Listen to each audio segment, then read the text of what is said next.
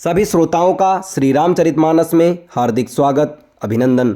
आज के इस वीडियो में आप सभी के सामने प्रस्तुत है श्री रामचरितमानस के बालकांड के दोहा नंबर 171 और 172 का अर्थ। बढ़ते हैं दोहे की तरफ। राजा के उपरोहित ही हरि लय गयो बहोरी, लय राखे सिगिरी खोह महु माया करी मति भोरी। फिर वह राजा के पुरोहित को उठा ले गया और माया से उसकी बुद्धि को भ्रम में डालकर उसे उसने पहाड़ की खोह में ला रखा। आप बिरचि उपरोहित रूपा, परौ जाई तेहि सेज अनुपा। जाग्यो निपअन भय बिहाना, देखि भवन अति अचरजुमाना। वह आप पुरोहित का रूप बनाकर उसकी सुंदर सेज पर जा लेटा। राजा सवेरा होने से पहले ही जागा और अपना घर देखकर उसने बड़ा ही आश्चर्य माना। मुनि महिमा मन महु अनुमानी, उठ्यो गवहि जहि जान नरानी। कानन गयो बाज चढ़ते ही, पुर नर नारी न जान्यो केही। मन में मुनि की महिमा का अनुमान करके वह धीरे से उठा जिसमें रानी न जान पावे। फिर उसी घोड़े पर चढ़कर वन को चला गया। नगर के किसी भी स्त्री पुरुष ने ये बात नहीं जाना।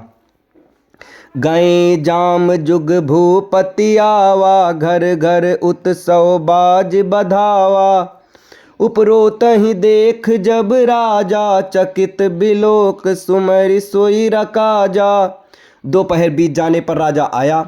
घर घर उत्सव होने लगे और बधावा बजने लगा। जब राजा ने पुरोहित को देखा तब वह अपने उसी कार्य का स्मरण कर उसे आश्चर्य से देखने लगा।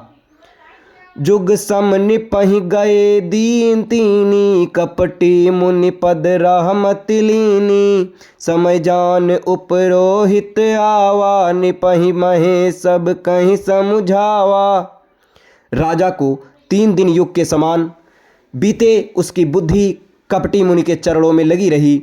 निश्चिंत समय जानकर पुरोहित बना हुआ राक्षस आया और राजा के साथ की हुई गुप्त सलाह के अनुसार उसने अपने सब विचार उसे समझाकर कह दिए। निपहर स्यो पहचानी गुरु, भ्रम बस रहा न चेत। बरे तुरत सत सहस बर, विप्र कुटुंब समेत। संकेत के अनुसार गुरु को उस रूप में पहचान कर राजा प्रसन्न हुआ। भ्रमवश उसे चेत न रहा कि ये तापस मुनि है या कालकेतु राक्षस। उसने तुरंत 1 लाख उत्तम ब्राह्मणों को कुटुंब सहित निमंत्रण दे दिया। उपरोहित जेवनार बनाई, छरस चारि विधि जसि श्रुति गाई। माया मैं तेहि कीन्हि रसोई, बिंजन बहुगनि सकई न कोई। पुरोहित ने 6 रस और 4 प्रकार के भोजन जैसे कि वेदों में वर्णन है बनाए। उसने मायामयी रसोई तैयार की और इतने व्यंजन बनाए जिन्हें कोई गिन नहीं सकता। विविध मृगा कर आमिष राधा, तेहि महु बेप्रमा सुखल साधा। भोजन कहूँ सब विप्र बुलाए, पद पखारि सादर बैठाए। अनेक प्रकार के पशुओं का मांस पकाया और उसमें उस दुष्ट ने ब्राह्मणों का मांस मिला दिया। सब ब्राह्मणों को भोजन के लिए बुलाया और चरण धोकर आदर सहित बैठाया। परसन जब लाग मही पाला, भय आकाश बानी तेहि काला। विप्र वृंद उठि उठि गृह जाहू, है बड़ी हानि अन्न जनि खाहू। ज्यों ही राजा परोसने लगा उसी काल केतु कृत आकाशवाणी हुई। हे ब्राह्मणों, उठ उठ कर अपने घर जाओ, ये अन्न मत खाओ, इसके खाने में बड़ी हानि है।